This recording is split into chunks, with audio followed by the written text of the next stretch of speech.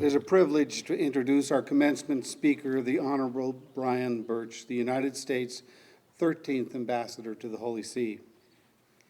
I'd also like to welcome Ambassador Burch's wife, Sarah, and the members of his immediate family who are joining us today. We are honored by your presence.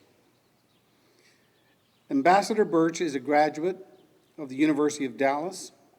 He also has a deep connection to Thomas Aquinas College. In fact, he is related by marriage to a number of the families present today, almost too many to name. With a degree in political philosophy, a background in business, and as the co-founder of the leading Catholic advocacy organization, Catholic Vote, Ambassador Burch has dedicated his career to establishing a culture of life and pursuing the common good. In his unique role as a diplomat, he engages in the art of conversation, an art you graduates have learned so well these last 4 years. He builds bridges, makes distinctions, seeks resolutions, and forges real friendships. Ambassador Burch, we are grateful for your dedication to our nation and to our church, and most importantly, for your personal witness and dedication to the truth. It's my honor to welcome Ambassador Burch.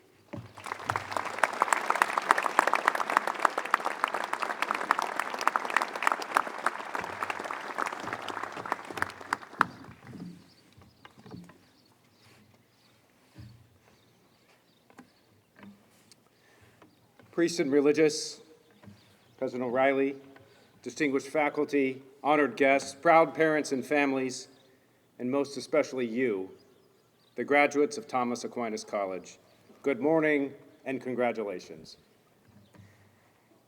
It is a joy and honor to be with you on this remarkable day. It is especially remarkable for me personally, as this is my first trip back to the United States since taking up my responsibilities in Rome last August.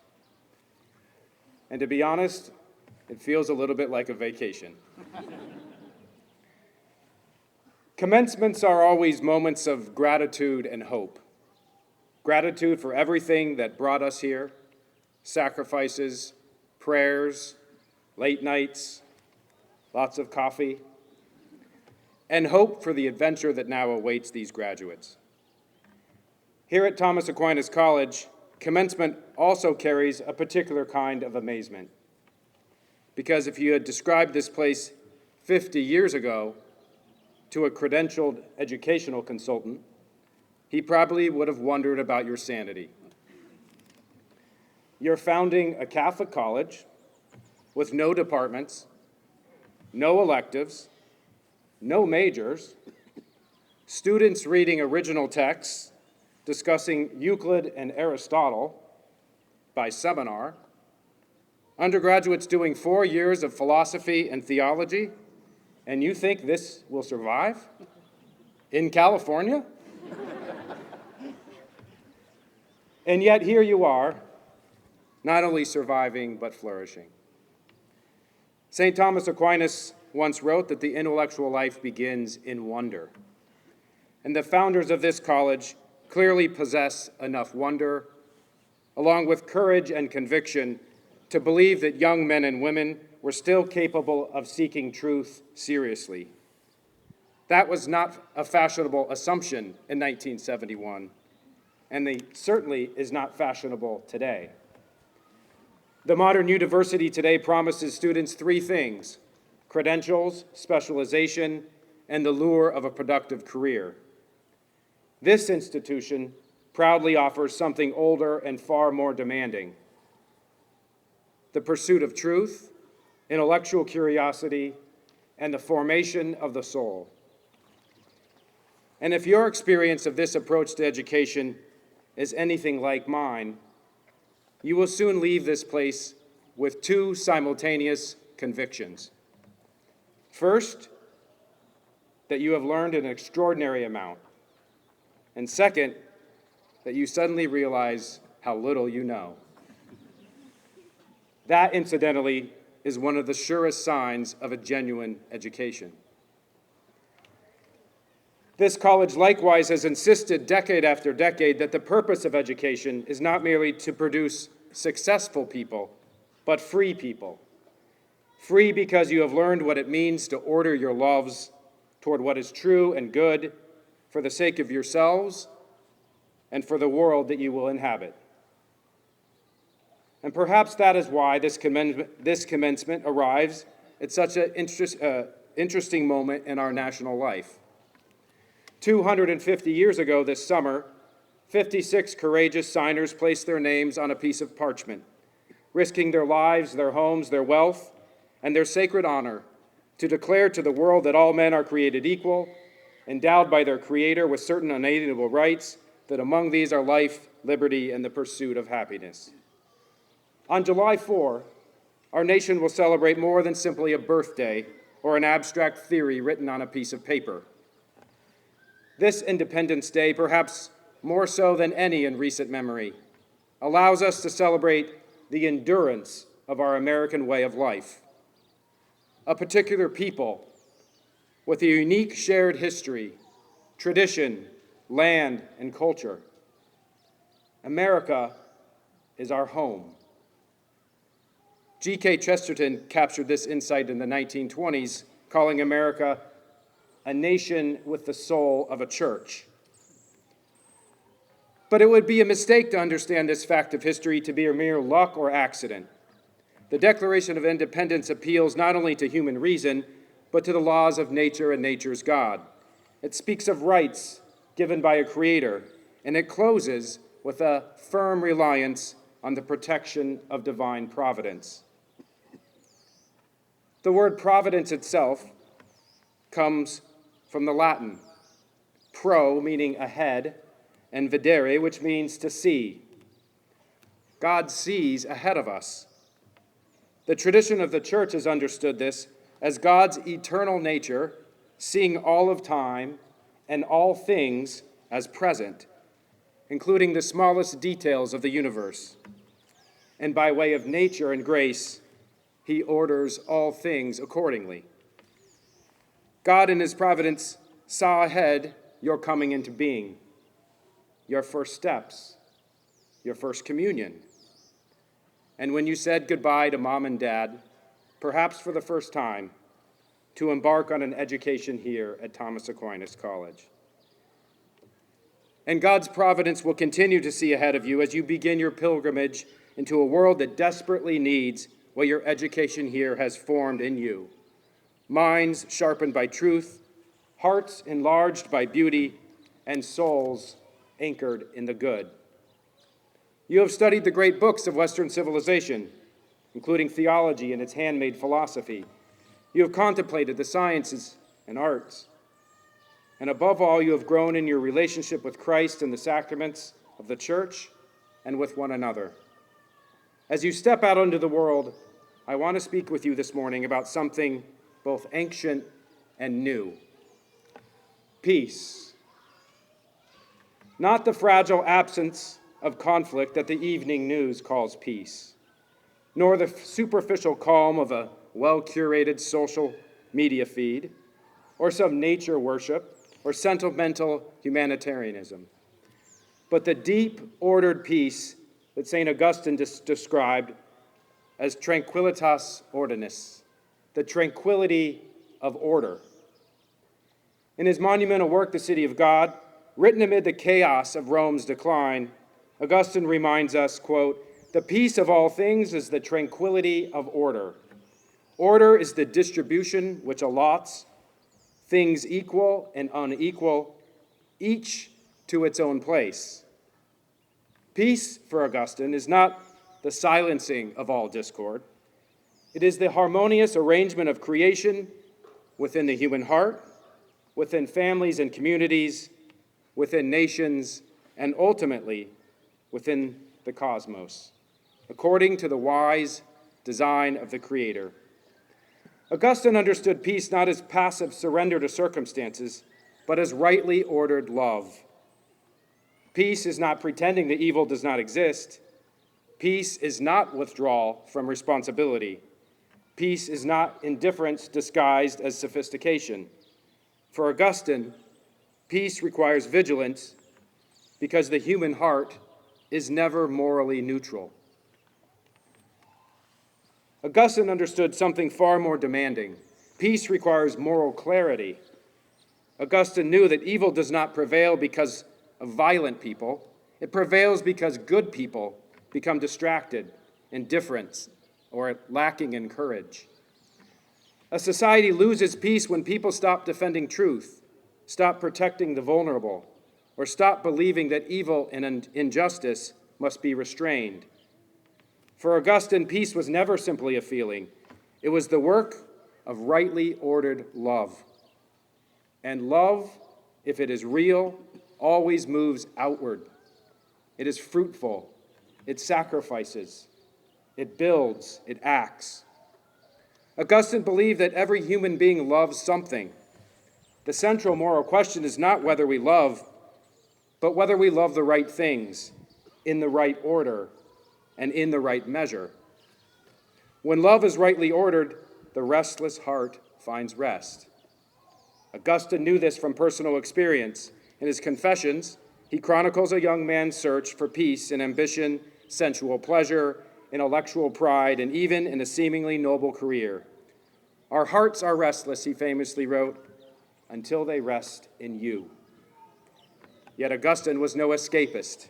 He did not counsel withdrawal from the world. As Bishop of Hippo, he engaged in politics, defended the vulnerable, debated heretics, and contributed much-needed wisdom in helping us to reconcile how political authorities must act to defend the common good, including, under certain conditions, where force can be compatible with charity in a violent, unstable world. He wrote that Christians live as pilgrims in the earthly city, while belonging ultimately to the city of God. In that tension, we labor for approximate peace, tranquility among nations and citizens, manifested in just laws, virtuous families, and rightly ordered souls, while never confusing it with what Augustine called the perfectly ordered and harmonious enjoyment of God and of one another in God. This pursuit of peace, rightly understood, is worth reflecting on as we prepare to celebrate the semi-quincentennial of the United States. For it could be said that the aim of the Declaration and the prudence and wisdom of our system of government seeks above all Tranquillitas Ordinis. Even the preamble to our Constitution includes this purpose: to establish justice, provide for the common defense, promote the general welfare, and to ensure domestic tranquility. This Augustinian vision has profoundly shaped both Catholic thought and our own experiences as Americans.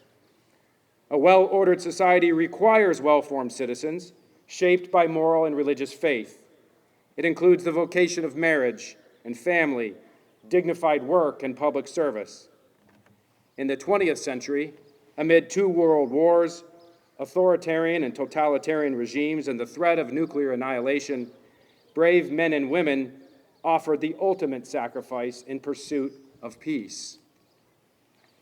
A country where in 1943, in my hometown of Chicago, a young college graduate would be commissioned to the United States Navy. By June of 1944, he would serve in the Allied Armada assembled for Operation Overlord. On D-Day, June 6th, he took part in the Normandy invasion, helping deliver troops to the heavily defended French coast. Later, this young man of faith also participated in Operation Dragoon, the Allied invasion of southern France. Later in life, he described the significance of May 8th, 1945, where he found himself in Rome on VE Day, marking the unconditional surrender of Nazi Germany. Exactly 80 years later, to the day, May 8th, 2025, this young Navy lieutenant's son, an Augustinian, would be elected the first American Pope. Appearing for the first time on the loggia of St. Peter's Square, taking the name of Leo XIV, his first words to the world were, "Peace be with you." Pope St. John the 23rd and Pachamentaris, but built explicitly on Augustinian and Thomistic foundations when he insisted that true peace flows from justice, rooted in the dignity of the human person. In the aftermath of World War II, the Pope called for an international public authority that could promote peace and safeguard human dignity on a global scale. Later, Pope Benedict XVI echoed that aspiration by advocating for a genuine political authority capable of coordinating international life. The aim, of course, was contained in the title of John XXIII's encyclical, Peace on Earth. The challenge, of course, has been one of prudence, namely how best to empower multilateral institutions that still respect national sovereignty, justly allocate responsibilities and obligations, and avoid manipulation or exploitation by rogue nations. International norms, for example, failed to stop Russia from seizing Crimea in 2014 and its full-scale invasion of Ukraine in 2022. They also proved unable to contain Iran's pursuit of nuclear weapons or from expanding their regional terror network in the Middle East, not to mention the mission creep of these institutions that they have assumed beyond mere peace building. Global institutions and international cooperation remain important, if at times an idealistic framework, but they are still subject to the limitations of the city of man. What does remain necessary is moral clarity and moral courage, particularly by those leaders and nations best equipped to pursue peace. Here I may be biased, but it could be said that when it comes to peace, the two most important sovereign institutions in our world today are the United States of America and the Holy See. The United States, of course, possesses unmatched military, economic, and diplomatic power, allowing it to deter adversaries and conflicts, support international alliances, and provide economic and humanitarian aid. The Church invests the prudential exercise of this power in the legitimate sovereign, the democratically elected president of our country. The Holy See, by contrast, wields soft power in the form of moral and spiritual authority, promoting human dignity while urging reconciliation and dialogue. Both are necessary, representing complementary forces, one grounded in geopolitical power and the other in ethical and moral reflection and persuasion. Both are needed to achieve Tranquillitas Ordinis. Yet a broader point must also be made. Peace cannot be sustained by institutions alone. Pope St. John Paul II echoed Augustine when he taught, "No peace without justice." He not only confronted communism and consumerism, but reminded the world that disordered loves breed violence against society as well as the soul. Pope Benedict XVI likewise emphasized that peace is not a mere political achievement, but the fruit of conversion. A society that forgets God inevitably disorders itself. It elevates the self or the state above the common good, leading to fragmentation rather than harmony. Now, dear graduates, why does this all matter to your lives? You're entering a world that markets countless counterfeit versions of peace. Social media promises connection, but often delivers synthetic pleasure and outrage. Career success promises security, but frequently demands the sacrifice of integrity, family, or faith. Consumer culture promises happiness through accumulation, but leaves souls hollow, while weak political leadership breeds chaos and disorder. In this environment, your formation here at Thomas Aquinas has equipped you uniquely to resist these illusions and to become both examples and advocates of genuine peace. First, begin with the interior of your own heart. A rightly ordered heart radiates outward. You will bring peace to your future workplaces, not primarily by avoiding conflict, but by modeling integrity, treating colleagues with dignity, and pursuing excellence as service rather than self-promotion. In your families, the communities and the parishes you will join, you will foster peace through leadership, humility, forgiveness, and sacrificial love. Second, you have been formed to think critically and charitably. Use that formation to promote justice that respects the full dignity of every person, from the unborn to the elderly, to the working class, to the men and women who have served and sacrificed in our armed forces. Advocate for policies, practices, and political leadership that protects the common good rather than ideology or sentimentality. But do so with the realism of Augustine. Expect imperfect results in the earthly city, but never despair. Third, become peacemakers in an age of confusion. Our culture suffers from disordered loves writ large, the elevation of autonomy over relationship, pleasure over responsibility, power over the gift of self. You can counter this in small but powerful ways, through authentic friendships, through creative work that honors beauty and truth, and through service to your particular vocation that you are called to serve. Get married. Have children. Sounds like you're well on your way. Build a home. Do acts of charity, especially among those closest to you. Create and celebrate good art and music. Continue to read good books. Maybe even write one. Join the Foreign Service. Build cathedrals. Finally, remember that the peace you seek is ultimately a gift, not an achievement. Graduates, the education you received here, rooted in the Catholic intellectual tradition, has not been a luxury. It has been preparation for this very mission, to seek the tranquility of order in your souls, and to labor with hope and perseverance for a more just and peaceful world. As you leave this campus, carry with you the wisdom of St. Augustine and the formation you have received in virtue, faith, and reason. The world needs you. It needs young men and women who know that true peace is not the absence of struggle, but the hard work, discipline, and courage of rightly ordered love. So go forth, class of 2026. Be joyful, be brave, be vigilant. Love this country enough to tell her the truth. Love your church enough to live her teachings with integrity.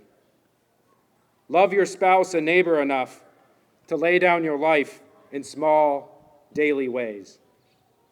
And never forget that our republic's survival, and more importantly, the salvation of souls, depends not on distant institutions, but on hearts set on fire with the love of Christ. May the Blessed Virgin Mary, patroness of our nation, under her title of the Immaculate Conception, and Saints Louis and Marie Zélie Martin intercede for you. May the Holy Spirit grant you wisdom, courage, and perseverance. And may Almighty God bless you, your families, and this great nation on its 250th birthday, now and for generations to come. Congratulations, graduates. For the greater glory of God, go forth now in peace.